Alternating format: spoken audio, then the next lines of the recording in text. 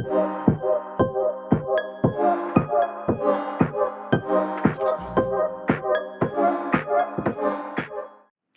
everybody. In this lesson, we are going to use some of the tricks and tips to strike through the text.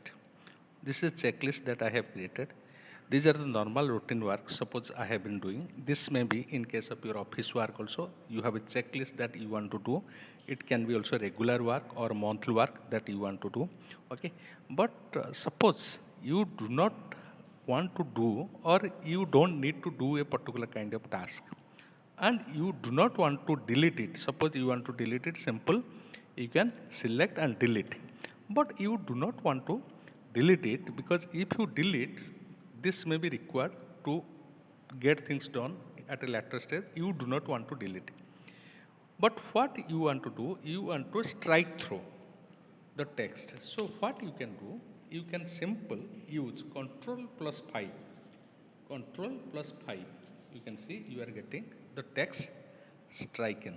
Okay, so this is how you can also strike through the text. Suppose you do not have to go for a movie, okay, so you can also use control plus 5. This is how you can strike through the text. Suppose you do not have to perform the task. Okay, that's for the lesson. See you in the next one.